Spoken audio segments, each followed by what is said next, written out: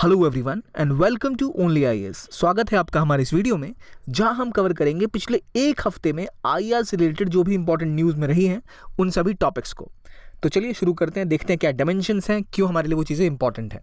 पहला आर्टिकल बात करता है इंडिया और ईयू की ट्रेड नेगोशिएशंस की, जिनकी एक बैठक हाल ही में हुई। पहली नेगोशिएशंस किस चीज़ के ऊपर? एफटीए के ऊपर। ये दोनों देश, एक ग्रुप देशों का ईयू जो है और एक भारत, पिछले कई दशकों से बात कर रहे हैं कि एफटीए बनाने की। पहले आते हैं ईयू मतलब क्या होता है। ईयू मतलब होता है यूरोपियन यूनियन, आपको पता होना चाहिए। यूरोपियन यूनियन यूरोप के एक 28 देशों का समूह है। इन देशों में, जो कि वेस्टर्न यूरोप की कंट्रीज़ हैं, इस मैप पे आप देख सकते हैं, जो बहुत ही अमीर हैं, चाहे फ्रांस हो चाहे जर्मनी हो, इनके पास हाई टेक्नोलॉजी है और परचेजिंग पावर बहुत ज़्यादा है। लोगों की पॉपुलेशन कम है पर उनके पास पैसा खर्च करने की क्षमता ज़्यादा है। तो अगर इंडिया के गुड्स यहाँ जाते हैं तो उनको बहुत कमाई होती है डॉलर्स की या फिर पाउंड्स की या यूरो की। तो एक बड़ा इंपॉर्टेंट मार्केट है एक्सपोर्ट्स के लिहाज से, और वहाँ पर टेक्नोलॉजी है, इन्वेस्टमेंट, बड़े बड़े इन्वेस्टर्स हैं जो इंडिया में इन्वेस्टमेंट बढ़ा सकते हैं। तो हमारी इकोनॉमी को बहुत फ़ायदा होगा। और वर्तमान में अगर आप देखें तो बायलैटरल ट्रेड भी अराउंड $116 बिलियन के आसपास है, जो एक बड़ा अमाउंट है। और इंडिया एक मेजर ट्रेडिंग पार्टनर है ईयू, हमेशा टॉप 3 में तो रहता ही रहता है। पिछले साल के मुकाबले 43% की ग्रोथ भी देखी गई बायलैटरल ट्रेड में, क्योंकि कोविड था और ज़रा ट्रेड हो नहीं पा रहा था, तो नेचुरल है, उतना भयंकर ट्रेड का ग्रोथ नहीं है ये, पर ग्रोथ हुई है। और इन्वेस्टमेंट भी इंडिया में ईयू से बढ़ी है, अब 18% हो गई है, पहले 8% हुआ करती थी। लेकिन अभी भी संभावनाएं बहुत ज़्यादा है, $500 बिलियन से भी ज़्यादा संभावना है आपस में बायलैटरल ट्रेड की। और ये देश मिलकर इंडिया के साथ बहुत सालों से एफटीए बनाने की कोशिश कर रहे हैं। एफटीए मतलब क्या होता है? दो देश व्यापार करते हैं तो कई चीज़ों के ऊपर ड्यूटीज़ लगाई जाती हैं, कस्टम ड्यूटीज़। जैसे अगर आप इटली से कुछ मंगा रहे हैं तो आपको एक ट्रेड ड्यूटी देनी पड़ेगी उस चीज़ के ऊपर। अगर आप जूता मंगा रहे हैं इटली से, तो आपको वो जब बॉर्डर पे आएगा, क्रॉस इंपोर्ट लगाने के ऊपर आपके ऊपर 100% इंपोर्ट ड्यूटी होती है, किसी चीज़ पे 80% ड्यूटी होती है। ₹100 की चीज़ लगा रहे हैं, ₹100 का टैक्स लग जाएगा, 200 की चीज़ हो जाएगी वो। तो अगर इंडियन के मार्केट से आप जूता ले रहे हैं तो वो ₹100 का पड़ रहा है। वही जूता इटली से मंगाएंगे तो ₹100 आपको ड्यूटी देनी पड़ेगी, प्लस ट्रांसपोर्टेशन चार्जेस देना पड़ेगा। वो जूता इफेक्टिवली ₹250 का पड़ जाएगा। तो आप सोचेंगे भाई इंडिया का ₹100 का जूता मैं क्यों ना खरीद लूँ, जो क्वालिटी में थोड़ा कमी सही पर सस्ता मिल रहा है। थोड़ी सी क्वालिटी बढ़ी है इटालियन जूते की, लेकिन ये मुझे ₹250 का पड़ रहा है। ₹100 उसकी प्राइस थी। अगर ₹100 में इंडिया आ जाता तो आप वही खरीदते, क्वालिटी अच्छी है, सब कुछ अच्छा है। पर क्योंकि उसके ऊपर ₹100 की कस्टम ड्यूटी लग गई है और उस पर ट्रांसपोर्टेशन कॉस्ट ₹50 का आ गया है, तो वो ₹250 का जूता हो गया। तो आप कहेंगे नहीं, मैं तो ₹100 का ही खरीदूंगा या खरीदूंगी। तो इससे होता क्या है, आपका मार्केट तो बचता है डोमेस्टिक, लेकिन उस मार्केट की कंपनी को नुकसान होता है जो भारत में आके सामान बेचना चाहती है। बदले में इटली भी इंडिया के गुड्स के ऊपर वो ड्यूटी लगा देगी। तो दो देशों के बीच में हमेशा कोशिश होती है कि हम कुछ ऐसा करें जिससे हमारे बीच कस्टम ड्यूटीज़ बहुत कम हो, बैरियर्स कम हो, और लोग बिना एडिशनल कोई कस्टम ड्यूटी पे किए हुए आराम से ट्रेड कर पाएं। इसलिए कोशिश होती है बनाने की एफटीए, यानी फ्री ट्रेड एग्रीमेंट, ताकि बिना किसी कस्टम ड्यूटी के, बिना किसी बैरियर के, लोग जैसे डोमेस्टिक में करते हैं वैसे आपके साथ व्यापार कर सकें। एक आइडियल सिनेरियो होता है। और इंडिया ईयू बहुत सालों से चाह रहे हैं, इंडिया का इतना बड़ा मार्केट है, इतने सारे लोग हैं, यूरोप का एक अमीर मार्केट है, तो हम चाह रहे हैं कि इनके साथ ट्रेड नेगोशिएशन हो। तो हो क्यों नहीं पा रहा? अभी जो पहली राउंड ऑफ नेगोशिएशन हुई आफ्टर मेनी ईयर्स, 2013 के बाद से ही इनकी बीच में जो बातें हैं वो रुकी पड़ी थी ट्रेड को लेकर। 2007 में एफटीए की बातें शुरू हुई, 13 के बाद आगे नहीं बढ़ी। हाल ही में पहला राउंड हुआ जिसमें बात हुई ट्रेड इन्वेस्टमेंट्स के ऊपर और जोग्राफिकल इंडिकेटर्स के ऊपर, जीआई टैग्स के ऊपर जो बात होती है। जीआई क्यों इंपॉर्टेंट है? क्योंकि जीआई आईपीआर के अंतर्गत आती है, इंटेलेक्चुअल प्रॉपर्टी राइट्स के अंदर आती हैं। जो चीज़ जहाँ पर का जीआई जिसको मिल गया, इसका मतलब वो वहाँ की विशुद्ध चीज़ है। कई सारी चीज़ों को जीआई टैग हाल में मिला, बताइए किन्हें किन्हें मिला है? रिसेंटली न्यूज़ में रही थी कई चीज़ें, कुछ तमिलनाडु से थी, कुछ बिहार से रही हैं, कुछ यूपी से रही हैं। ऑल ओवर इंडिया की चीज़ों को जीआई टैग मिले हुए, वो लिस्ट आपको याद करनी चाहिए। तो जीआई टैग के ऊपर बातें हुई, लेकिन मेन मुद्दा यहाँ है कि इंडिया ईयू ट्रेड के आपको चलो कुछ फिगर्स यहाँ पता लग गया अभी रिसेंटली क्या चल रहा है, पर मुद्दे क्या रहे हैं। देखिए, इंडिया का मेजर, इतना जो अमीर मार्केट आपको यहाँ दिख रहा है अमीर देशों का, इंडिया क्या चाहेगा एक्सपोर्ट करना? इंडिया चाहेगा यहाँ पर अपना एग्रीकल्चर का आइटम बेचे। जो आम आपको यहाँ ₹100 किलो बिक रहे हैं, वहाँ भाई उसके 2 या 5 पाउंड दे देंगे, किसानों को बहुत फ़ायदा हो जाएगा। आप चाहते हैं वहाँ पर आपकी आईटी की कंपनी जो है वो जाए, जो आपका सॉफ्टवेयर सपोर्ट कंपनीज है वो जाए, ताकि हम बैक एंड में जो हमें जितनी सैलरी मिलती है उतने में हम बहुत सस्ता पड़ेंगे हम उनके लिए काम करने के लिए, हमारे पास बहुत सारा काम आएगा। आप चाहेंगे आपकी फार्मास्यूटिकल्स कंपनी जो है वो जाकर वहाँ पर दवाइयाँ बेच पाएँ, क्योंकि इंडिया में दवाइयाँ बहुत सस्ती मैन्युफैक्चर होती हैं, यूरोप में बड़ा मार्केट है। लेकिन इन सभी के ऊपर यहाँ से बैन लगा हुआ है। क्यों? एग्रीकल्चर के ऊपर क्या करते हैं ये लोग? जैसे इंडिया के आम के ऊपर, अल्फांसो मैंगोज़ के ऊपर इन्होंने कहा था कि भाई इनमें पेस्टिसाइड होता है, तो ये एक मैकेनिज्म फॉलो करते हैं जिसे कहते हैं सैनिटरी और फाइटोसैनिटरी मेजर्स, इसका मतलब वो कहते हैं कि आपके खाने में पेस्टिसाइड है, क्वालिटी अच्छी नहीं है, इसलिए हम आपका खाना आने नहीं देंगे। वो अनाज जो आपके देश से या आपके फल सब्जियां, उनमें क्वालिटी नहीं है, वो हमारे लोगों के हानिकारक हो सकते हैं, इसलिए उन्हें रोक दिया जाता है। उसे कहते हैं सैनिटरी और फाइटोसैनिटरी मेजर्स, जिन्हें हम डालते हैं नॉन टैरिफ बैरियर्स के अंदर। एक होता है टैरिफ बैरियर, जहां आपने कस्टम ड्यूटी लगा दी। एक आपने कस्टम ड्यूटी नहीं लगाई, लेकिन कुछ और लगा दिया पंगा कि भाई कोटा इतना ही किलो सामान आ सकता है, या आपकी क्वालिटी खराब है इसलिए नहीं आने दे सकते। जो हमारी आईटी और सॉफ्टवेयर कंपनीज हैं, जो डेटा और रिलेटेड सर्विसेज हम प्रोवाइड करते हैं, वो कहते हैं कि इंडिया का डेटा सेफ नहीं है, डेटा सेफ्टी का इशू इंडिया में लगा रखा है, तो वो आप नहीं कर सकते। फार्मास्यूटिकल्स के लिए कहते हैं कि आपकी जो प्रोडक्शन है वो गलत तरीके से होती है, वो मेल प्रोडक्शन होती है, आपके पास IPR laws, intellectual property right आप लोग फॉलो नहीं करते, और आपकी कंपनियां जो है वो नॉकआउट दवाइयां बनाती है, मतलब नकली दवाइयां बनाती हैं, इसलिए वो भी इंडिया में, हम यूरोप में नहीं आने देंगे। तो देख रहे हैं, हर बड़ी चीज़ जो इंडिया एक्सपोर्ट करना चाहती है वहाँ पर उन्होंने पंगा लगाया हुआ है। और यूरोप की कंपनीज चाहती है इंडिया में वो अपने देश की बड़ी बड़ी कारें बेचे, वाइन्स, शराब जो है वो बेचे। इंडिया में खुद की शराब की बड़ी बड़ी कंपनियां हैं, और इंडिया में खुद कार का प्रोडक्शन होता है, तो इंडिया ने बहुत सारा उनके ऊपर प्रोडक्शन कस्टम ड्यूटी लगाया हुआ है। तो वो नॉन टैरिफ बैरियर लगा के रखते हैं, इंडिया वाले कस्टम ड्यूटी लगा के रखते हैं, दोनों में ट्रेड नहीं हो पाता। और क्योंकि यूरोपियन यूनियन के 26-27 देश एक साथ मिलकर बात कर रहे होते हैं, तो जो एक कंट्री चाहती भी, लेट्स से अगर फ्रांस के साथ इंडिया के संबंध अच्छे हैं, या फिर ब्रिटेन के साथ पहले अच्छे थे, तो ब्रिटेन वगैरह चाह के भी ज़्यादा इंपॉर्टेंट डील बायलैटरली कर नहीं पाते थे, क्योंकि बहुत कुछ ईयू के द्वारा कंट्रोल होता था। तो जब ब्रिटेन यहाँ से निकला था, ब्रेक्जिट हुआ था, तो इंडिया को लगा था कि भाई अब अपॉर्चुनिटी है कि हम ईयू के साथ एक लिबरलाइज्ड, काफ़ी आसानी से हम कर पाएंगे एग्रीमेंट, और ब्रिटेन के साथ भी कर पाएंगे, क्योंकि ब्रिटेन अब आज़ाद हो चुका है, आज़ाद मतलब अलग हो चुका है ईयू से, तो वो कुछ हमें रियायत दे पाएगा, क्योंकि उन्हें भी एक बड़ा ट्रेडिंग पार्टनर चाहिए। तो वहाँ एक ऑप्शन था, पर अभी तक वो मटेरियलाइज नहीं हो पाया है। बहुत स्कोप है इसकी, लेकिन कोशिशें जारी हैं अभी तक। तो मेजर चैलेंजेस क्या है? सैनिटरी और फाइटोसैनिटरी मेजर्स को लेकर मुद्दे हैं, फार्मास्यूटिकल्स को लेकर मुद्दे हैं, fair and equitable treatment provision को लेकर मुद्दे हैं। इसके अलावा जैसे मैंने बताया आपको, डेटा सेफ्टी का प्रोविजन है। हालांकि इंडिया ने कुछ बदलाव अपने मैन्युफैक्चरिंग में किए हैं, अपने सॉफ्टवेयर इंडस्ट्री में किए हैं, अपने रूल्स में किए हैं, लेबर लॉज में किए हैं, लेकिन फिर भी मानने को तैयार नहीं है। तो बहुत बड़ा एक सेक्टर है जहां पर अपॉर्चुनिटीज़ हैं, टेक्सटाइल में, फार्मा में, लेदर में, एग्रीकल्चर में, हैंडलूम्स प्रोडक्ट्स में, और उनको भी बहुत सारा ऑप्शन मिल सकता है रिसर्च, इन्वेस्टमेंट और एजुकेशन के क्षेत्र में। लेकिन वो ऐसा हो नहीं पा रहा, जहाँ पर बहुत संभावनाएं हैं इस ट्रेड को आगे बढ़ाने की। इसलिए बड़ा इंपॉर्टेंट है इंडिया के लिए ईयू के साथ एक फ्री ट्रेड एग्रीमेंट होना।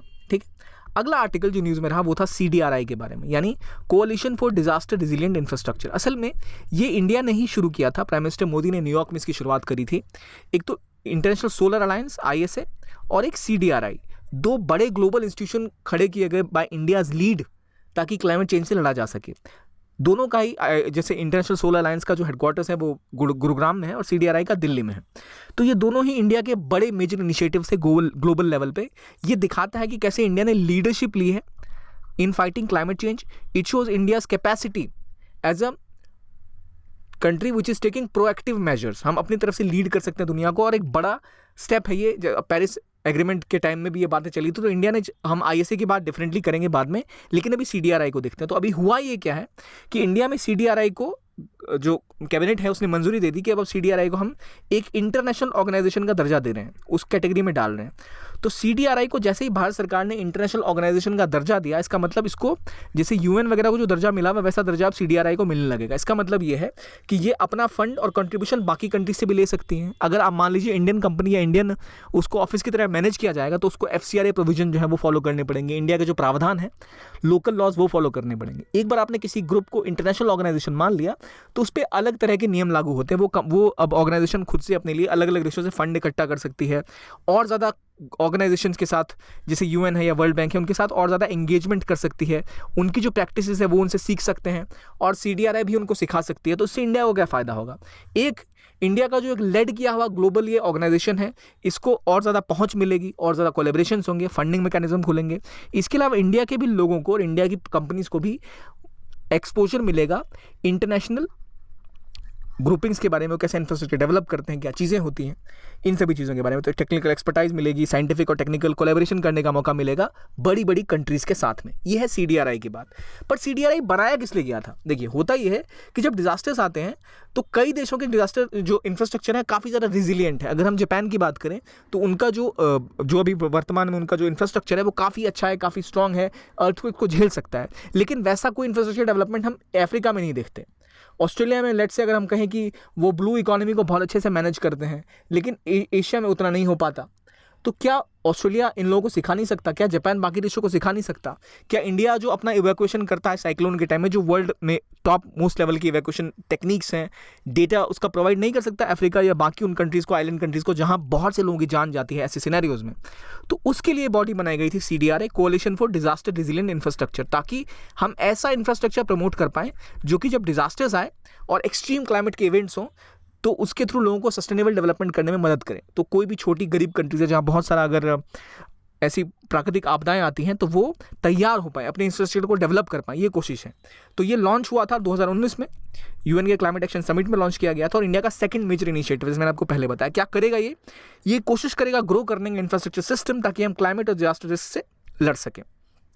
अभी जब ये लॉन्च हुआ था उसके बाद से इसको 31 कंट्रीज ने, 6 इंटरनेशनल ऑर्गेनाइजेशन ने और 2 प्राइवेट सेक्टर ऑर्गेनाइजेशन ने ज्वाइन कर लिया एज अ मेंबर, जिसमें ADB हो गया, वर्ल्ड बैंक हो गया, UNDP, UNDRR, European union, European investment bank ने इसको ज्वाइन कर लिया। मतलब इन सभी कंट्रीज ने, इन सभी ग्रुप्स ने सोचा है कि यहाँ हम एक स्टेक होल्डर बन सकते हैं। अब देखिए क्या इसका रेलेवेंस है। इसके अलावा इंडिया ने इसको खोला किस हिसाब से? एक तो लीडरशिप की बात आ गई, क्लाइमेट चेंज में काम आएगा, और क्या तरीका दिख रहा है आपको?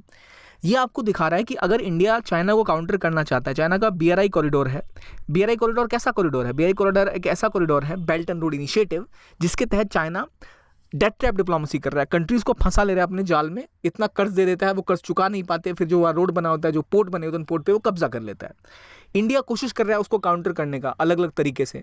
तो अगर डायरेक्टली इंडिया फंड किसी को नहीं कर सकता तो उनको इन मैकेनिज्म्स के थ्रू भी फंडिंग दी जा सकती है, इनके थ्रू उनको सपोर्ट किया जा सकता है, ताकि वो फंसे ना चाइना के जाल में या ऐसे कुछ तरीके से। तो एक तो लीडरशिप की बात आ गई, फिर चाइना के खिलाफ खड़े होने की कैपेसिटी की बात आ गई, फिर एक अच्छा संदेश देता है कि इंडिया तैयार है ग्लोबल इंस्टीट्यूशंस को रन करने के लिए, उनमें एक पोजीशन बनाने के लिए। इससे इंडिया की दावेदारी जो UN के लिए है, परमानेंट पोस्ट के लिए, UN के सिक्योरिटी काउंसिल के लिए, उसके लिए भी एक अच्छी दावेदारी पेश करता है और दिखाता है कि इंडिया किस तरह से उभर रहा है। ये बात होगी CDRI की, कहाँ इसका हेडक्वार्टर्स है, क्या इसका रोल है, क्यों ये रिसेंटली न्यूज़ में रहा। इसका इस्तेमाल कर सकते हैं हम क्लाइमेट चेंज को पूरा करने के लिए और स्ट्रॉन्ग कम्युनिटी बिल्ड करने के लिए ग्लोबली। अगला आर्टिकल बात करता है मेकोंग लैंगकैंग कोऑपरेशन के बारे में। असल में ये एक नदी है जो चाइना से बहती है और south east Europe Asian countries में जाती हैं।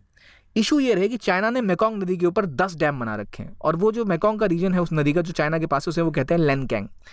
तो चाइना ने बोला है कि भाई मेकोंग डेल्टा के आसपास जितनी कंट्री हैं ये लोग साथ आए और हम लोग मिलकर बात करते हैं और कॉन्फ्लिक्ट रेजोल्यूशन के ऊपर फोकस करेंगे। तो प्राइमरीली सबका दबाव जो नीचे कंट्री है, मैं एग्जाम्पल दूंगा कि अगर कोई नदी बह रही है, ठीक है, ये नदी मान लीजिए यहाँ एक देश है चाइना और नीचे छोटी मोटी कंट्री है म्यांमार, वियतनाम वगैरह वगैरह। तो नदी जहाँ ऊपर से बन के आ रही है उसे हम कहते हैं अपस्ट्रीम कंट्री और जो नीचे उसे हम कहते हैं डाउनस्ट्रीम कंट्री। यहाँ सारी कंट्रीज डाउनस्ट्रीम है और चाइना एक अपस्ट्रीम कंट्री है। तो अपस्ट्रीम कंट्री के पास कैपेसिटी है कि वो पानी को रोक ले, बांध बना ले, उस पानी के बांध बना के वहाँ से बिजली बना ले और फिर जब बाढ़ आ जाए तो सारा का सारा पानी नीचे छोड़ दे और जब पानी की कमी हो तो पानी को रोक ले वहाँ। तो जब नीचे वाली कंट्रीज को दिक्कत ये आएगी कि जब बारिश हो रही है ढेर सारी और इनको नहीं चाहिए पानी एक्स्ट्रा, तभी अपने सारे डैम के फाटक खोल देंगे और वहाँ से ढेर सारा पानी इनके देश में गिरेगा और बाढ़ आ जाएगी। और जब उस नदी के पानी की ज़रूरत होगी, जब गर्मियाँ होंगी, तब चाइना वो पानी रोक लेगा डैम बना के। और यहाँ बहुत सारे बड़े बड़े डैम इन्होंने इसके ऊपर बिल्ड किए हैं।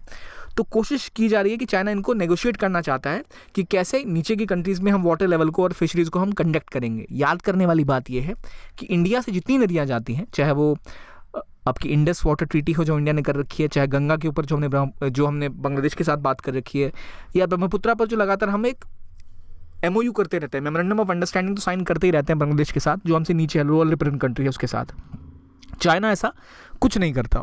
और जो चाइना का फॉरेन मिनिस्टर है उन्होंने कहा कि भाई अब इन्होंने अपनी जो मीटिंग की इसमें Myanmar, Laos, Thailand, Cambodia, Vietnam की कंट्रीज़ को बुलाया और कोशिश की कि भाई यहाँ पर एक solidarity for piece and prosperity का सिस्टम वो फॉलो करेंगे। देखिए नदी इस तरह से फ्लो होकर जाती है और ये जो कंट्रीज़ आप देख रहे हैं इन्हें कहते हैं CLMV कंट्रीज़, यानी कंबोडिया, लाओस, म्यांमार और वियतनाम। ये चारों कंट्रीज़ असल में आसियान का भी पार्ट है और ये वो कंट्रीज जो ज़्यादा डेवलप नहीं है और इनके साथ बहुत सारे प्रॉब्लम चाइना के चल रहे हैं। तो अब जाके चाइना कोशिश कर रहा है कि मेकोंग पे थोड़ी नेगोशिएशन हो, थोड़ी बात हो। लेकिन इन्हीं सब कंट्रीज़ के साथ इंडिया का भी एक इनिशिएटिव है और ऐसा मिलता जुलता इनिशिएटिव है, वो है मेकोंग गंगा कोऑपरेशन इनिशिएटिव। उसके अंदर कौन सी कंट्रीज़ हैं? इंडिया है, ये CLMV कंट्रीज़ हैं, प्लस एक और कंट्री है which is Thailand. India plus Thailand plus Cambodia, Laos, Myanmar और वियतनाम मिला के मेकोंग गंगा इनिशिएटिव नाम का एक कोऑपरेशन इनिशिएटिव नाम का एक और ग्रुप है जो इंडिया रन करती है। तो अब जो चाइना ये 2000 में बना लिया था MGC, 2000 से काम कर रहा है, लेकिन इसके अंदर उतना ग्रोथ नहीं देखने को मिला जितना हमें उम्मीद थी क्योंकि देखिए आसियान फेल हो चुका है। तो मेकॉन्ग गंगा इनिशिएटिव के थ्रू इंडिया कोलेबरेट कर सकता है इन साउथ एशियन कंट्रीज़ के साथ कि चाइना के साथ कैसे वाद विवाद किया जाए, चाइना पे कैसे दबाव बनाया जाए कि वो एक एग्रीमेंट साइन करे मेकॉन्ग के ऊपर। अगर वो मेकॉन्ग के ऊपर साइन करता है तो इंडिया चाइना के ऊपर दबाव बना सकता है कि चाइना ब्रह्मपुत्रा पर भी एक साइन करे। देखिए जैसे ये नदियाँ नीचे जा रही है ना, वैसे यहीं से इस साइड से ब्रह्मपुत्रा भी जाती है और India is a lower stream country on Brahmaputra, और ब्रह्मपुत्रा के ऊपर भी बहुत सारे डैम चाइना ने बनाए हैं, वो नदियों को मोड़ने की कोशिश कर रहा है। तो जैसे मेकॉन्ग लेकॉन्ग इनिशिएटिव है, वैसे इंडिया ने मेकॉन्ग गंगा कोऑपरेशन नाम का एक ऑर्गेनाइजेशन शुरू किया था 2000 साल से ही, 2000 AD में, आज से 22 साल पहले। लेकिन वहाँ ज़्यादा ग्रोथ देखने को मिली नहीं है। वहाँ बहुत अपॉर्चुनिटी है ग्रो करने की। 6 मेंबर्स हैं इस MGC में, जहाँ पर उतनी ग्रोथ देखने को नहीं मिली है, जबकि ये जो आपको मेकॉन्ग रिवर कोऑपरेशन है, यहाँ पर चाइना लगातार कोशिश कर रहा है इसको और बढ़ाने की, इसमें और ज़्यादा कोलैबोरेशन करने की। तो ये एक एग्जांपल है जहाँ इंडिया compete कर सकता है चाइना के साथ, जहाँ इंडिया इस जो रीजन की कंट्रीज को एंगेज कर सकता है as a tool to collaborate on conflict resolution mechanisms to pressurise China कि भाई आप ब्रह्मपुत्रा पे भी कोई एग्रीमेंट करो, मेकॉन्ग पे एग्रीमेंट करो, ताकि लोअर स्ट्रीम कंट्रीज एक साथ आके अपनी आवाज़ मजबूत कर पाएं। ये बात हो गई किसकी, लेकैंग मेकॉन्ग रिवर कोऑपरेशन पर। और यहाँ पर आसपास इंडिया का कौन सा ऑर्गेनाइजेशन है, मेकॉन्ग गंगा कोऑपरेशन, जहाँ इंडिया चाहता है कि बाकी जो रीजन की कंट्रीज हैं वो साथ आएँ, अपने साथ बातें करें, रिसर्च टूरिज्म डेवलपमेंट के ऊपर फोकस करें, ताकि धीरे धीरे करके इनके बीच में व्यापार भी बढ़े और ये एक टूल बिल्ड कर पाएँ, एक आपस में बात करके एक बातें बढ़ाकर ऐसा सिस्टम फॉलो कर पाएँ जिससे हम ये दबाव बना सके चाइना के ऊपर। तो ये भी बातें इंपॉर्टेंट हो गई कि लेकैंग मेकॉन्ग इनिशिएटिव में कौन कौन सी कंट्रीज़ हैं, कंबोडिया, लाओस, म्यांमार, वियतनाम,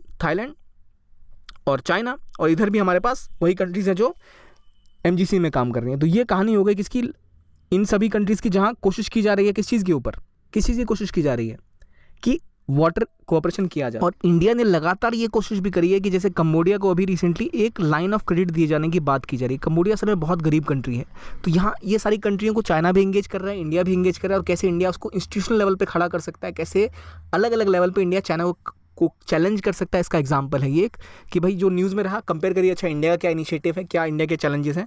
और इंडिया कंबोडिया को $1 बिलियन की लाइन ऑफ क्रेडिट देने की बात कर रहा था, अभी शायद $20 बिलियन शायद दिए हैं हाल में, लेकिन न्यूज़ में रहेगी चीज़, जो अब जब भी कवर होगा हम इसको ज़रूर कवर करेंगे, मगर ऐसी बातें चल रही थी।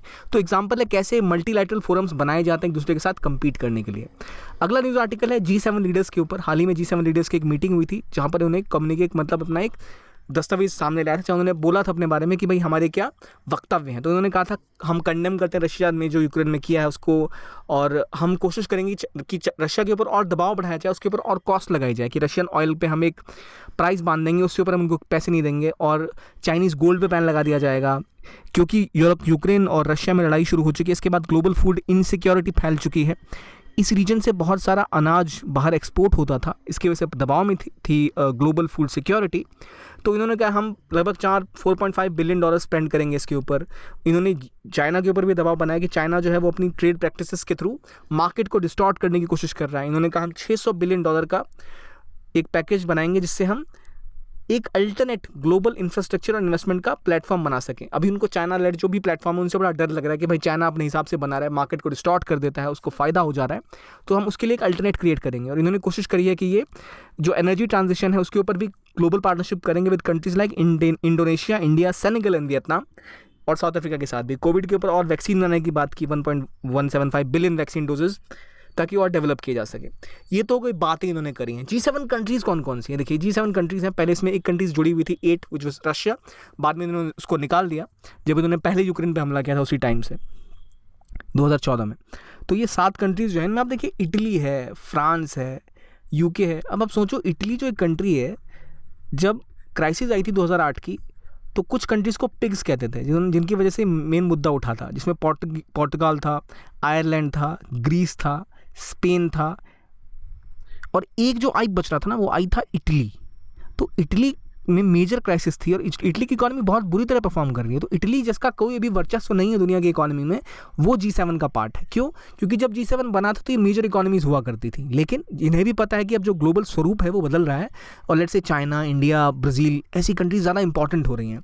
तो इन्हें पता लगा कि भाई इससे तो काम चलेगा नहीं, G7 अमीर ज़रूर है, पैसा बहुत है, तो फंड ज़रूर कर सकते हैं, पर ग्लोबल मैकेनिज्म, ग्लोबल GDP में जो हिस्सेदारी है उसमें चेंजेस की ज़रूरत है, स्ट्रक्चर को बदलने की ज़रूरत है। तो इसलिए इन लोगों ने G7 के बाद G20 भी बनाया, जहाँ की नेगोशिएशन अब ज़्यादा वैल्यू रखते हैं कई मामलों में, जिनमें आपकी ये G7 कंट्रीज़ हैं, रशिया है plus Argentina, China, Indonesia, Saudi Arabia, European union, Mexico, Turkey जैसी कंट्रीज़ हैं G20 में, 20 कंट्रीज़ का ग्रुप है। तो अब G20 is more representative of the global economy जैसी आज दिख रही है। तो हम बता सकते हैं कि G7 is an outdated group because the economic relevance and purchasing power capacity of different countries have gone up and down, and G20 is more representative, वो ज़्यादा प्रतिनिधित्व करता है, दर्शाता है कि जो अभी विश्व की वैश्विक जो व्यवस्था है उनमें जिस कंट्री का जैसा स्थान है, G20 की कंट्रीज़ को ज़्यादा महत्व दिया जाना चाहिए। ये बातें होंगी G20 की। तो G7 के बाद G20 की भी मीटिंग होगी। तो इन ग्रुप्स, G7 का रेलेवेंस ये था कि पहले वर्ल्ड वॉर 2 के बाद से इन ग्रुप्स का दबदबा था, यूरोप की कंट्रीज़ थी, मेनली दुनिया पर दबदबा था। अब ये स्ट्रक्चर चेंज हो रहा है, जहां इंडिया जैसी कंट्रीज़ भी G20 के माध्यम से ग्लोबल इंस्टीट्यूशंस को चेंज करने की बात कर रही है। जो हम IR में एक शब्द पढ़ते हैं, न्यू इंटरनेशनल इकोनॉमिक ऑर्डर, उसमें कोशिश है कि G7 जैसे संस्थान की जगह G20 जैसे संस्थान को बढ़ावा दिया जाए, जो कि ग्लोबल साउथ यानी जो डेवलपिंग कंट्रीज़ हैं उनकी जो स्थान है वैश्विक अर्थव्यवस्था में उसको दर्शाए, और उनको भी जो डिसीजन मेकिंग है, जो इंस्टीट्यूशन बिल्डिंग है, उसमें उनको रोल दिया जाए।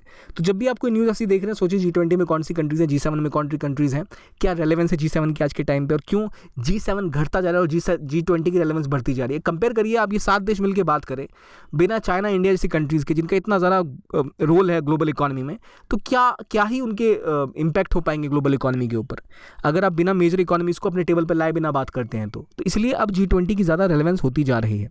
इसके बाद एक जो चीज़ और न्यूज़ में रही थी वो थी करकल पाकिस्तान के ऊपर, जहां पर एक प्रोटेस्ट हुआ। कहां पर एक करकल पाकिस्तान, असल में ये उज़्बेकिस्तान में है। उज़्बेकिस्तान एक सेंट्रल एशियन कंट्री है जो पहले USSR का पार्ट हुआ करती थी। जितनी यहाँ कंट्री है ना, Uzbekistan, Kyrgyzstan, Tajikistan, Turkmenistan, Kazakhstan, ये जितनी स्तान कंट्रीज़ हैं, ये पहले USSR का पार्ट हुआ करती थी। जब 1990s में USSR का विघटन हुआ, तब ये सारी नई नई कंट्रीज़ बनी, ये रिपब्लिक्स बने। इनमें जो करकल पाकिस्तान का रीजन है, ये पहले से ही स्वायत्त था, यानी इसको थोड़ी ऑटोनॉमी दी हुई थी कई मामलों में। क्यों? क्योंकि यहाँ की इनकी जो लैंग्वेज है वो उज़्बेकिस्तान का पार्ट है ये लोग मुख्य रूप से, पर उज़्बेक लैंग्वेज से काफ़ी अलग है और ज़्यादा ये टर्किश ऑरिजिन की लैंग्वेज है, तो इनको थोड़ी सी इन्होंने स्वायत्तता दी हुई थी। पर इन सभी कंट्रीज़ में, जितनी सेंट्रल एशियन कंट्रीज़ हैं, इनमें डेमोक्रेसी नहीं है, अक्सर डिक्टेटरशिप है, और काफ़ी यहाँ पर भी टेररिज्म और सिक्योरिटी थ्रेट्स रहते हैं। तो यहाँ रिक्वायरमेंट है कि कोई ऐसी कंट्री हो जो इनके साथ कोलेबरेट कर पाए। इनके पास बहुत सारे मिनरल्स हैं, चाहे वो मिनरल हो, चाहे वो यूरेनियम हो, चाहे ऑयल हो या गैस हो, इनको ज़्यादातर, क्योंकि इनकी जो भी ग्लोबल सिनेरियो है उनमें लैंड लॉक्ड है, कोई समुद्र आसपास नहीं है, तो मेनली ये लोग डिपेंडेंट है चाइना के ऊपर और रशिया के ऊपर। तो ये चाहते हैं नए मार्केट तक जाना, ये सभी कंट्रीज़। तो एक मेजर मार्केट जो पास में वो इंडिया है, लेकिन इंडिया जाने के लिए यहाँ पर इनको अफगानिस्तान, पाकिस्तान पार करके आना पड़ेगा, जो रूट नहीं दे रहे इंडिया तक इनको पहुँचने का। तो इसलिए इंडिया कोशिश कर रहा था सेंट्रल एशिया को कनेक्ट करने के लिए थ्रू वेरियस मीन्स। एक तापी गैस पाइपलाइन की बात थी, जो तुर्कमेनिस्तान, पाकिस्तान, अफगानिस्तान और इंडिया जाने वाला था। फिर INSTC corridor, international north south transport corridor, जो इंडिया को रशिया से जोड़ रहा है, जो ऐसे मुंबई से जो समुद्री रास्ता जाएगा बंदर अब्बास पोर्ट तक, जो ईरान में है, वहाँ से तेहरान से लैंड रूट बनाया गया बाकी देशों को जोड़ने के लिए। ये देख रहे हैं अलग अलग रूट। इस रूट के थ्रू ट्रेन, शिप्स और रोड्स का सहारा लेकर इंडिया को रशिया तक से जोड़ा जा रहा है, जिसमें सेंट्रल एशिया की इकोनॉमीज़ को भी जोड़ा जाएगा इस रूट से, जिससे सभी देश आपस में व्यापार कर पाएंगे। तो उससे इंडिया को फ़ायदा क्या होगा? कजाकिस्तान में हाइड्रोकार्बन्स है, यूरेनियम है, नेचुरल गैस की सप्लाई है। इसके अलावा जो इंडिया से एक्सपोर्ट्स हैं वो हो सकता है ITS सर्विसेज का, फिर फाइनेंशियल और इकोनॉमिक सर्विसेज का एक्सपोर्ट हो सकता है। इंडिया और रिसर्च में इन्वेस्ट कर सकता है इसलिए इन रीजन्स में, एक्सप्लोरेशन पे काम कर सकता है। तो वहाँ पर इंडिया एक्सप्लोर करना चाह रहा है। उसी बीच में यहाँ से न्यूज़ आई है, जो न्यूज़ हमें क्या दिखाती है? ये दिखाती है कि भाई इंडिया चाहे तो इस रीजन में as a net security provider role play कर सकता है। इंडिया इस रीजन में ऑलरेडी ज़्यादा इनके साथ कहाँ पर मिला हुआ है अभी, जो सेंट्रल एशियन कंट्रीज है उनके साथ किस लेवल पर इंडिया नेगोशिएट कर रहा है? इंडिया नेगोशिएट कर रहा है SCO में। SCO में इनकी सारी मेंबरशिप है, इंडिया भी SCO का मेंबर है। तो इसी प्रकार से इंडिया और लेवल पर इनके साथ, जैसे रेड्स इनिशिएटिव है, हाल में उसकी मीटिंग हुई थी, इंडिया ने लीड करी थी। तो टेररिज्म को, काउंटर टेररिज्म को कैसे बढ़ावा दिया जाए, इंटेलिजेंस गैदरिंग कैसे की जाए, तो उन पर पार्टनरशिप बनाने की कोशिश की जा रही है। तो ऐसे और इंस्टीट्यूशंस पे इंडिया इनके साथ काम कर सकता है और यहाँ पर ग्रोथ की संभावनाएं हैं। वर्तमान में अभी हमारे लिए मेंस के हिसाब से या ज़्यादा एनालिसिस के हिसाब से कुछ इसमें है नहीं, पर ये लोकेशन क्या है वो पता होनी चाहिए। करगिल पाकिस्तान कहाँ पर है? उज्बेकिस्तान में। लेकिन ये स्वायत्त इलाका था, यहाँ विरोध प्रदर्शन हो रहे हैं, प्रोटेस्ट हुए हैं, 15 से 20 लोगों की मौत भी हुई है, कई लोग घायल हुए हैं। तो यहाँ दिख रहा है कि भाई इंडिया के पास अपॉर्चुनिटी है यहाँ पर इनके साथ कोलैबोरेट करने पर। जो काउंटर टेररिज्म का इलाका है, जो सिक्योरिटी के डायमेंशन है उनमें डिस्कस करें, साइबर जो सेफ्टी है उनके ऊपर पार्टनरशिप कर सकते हैं इस रीजन की कंट्रीज़ के साथ। इसलिए क्यों ये रीजन रेलेवेंट है ये हमने पता चला, कहाँ कहाँ इंडिया कोलैबोरेट कर रहा है ये पता चला, और ज़्यादा संभावनाएं हैं इनके साथ कोलैबोरेट करने की, हमने जाना। तो ये थी इस हफ्ते की करंट अफेयर्स रिलेटेड न्यूज़ जो IR से रिलेटेड थी। अगले हफ्ते फिर हम इसको कवर करेंगे। देखने के लिए बहुत बहुत धन्यवाद। Thank you very much and keep on watching only.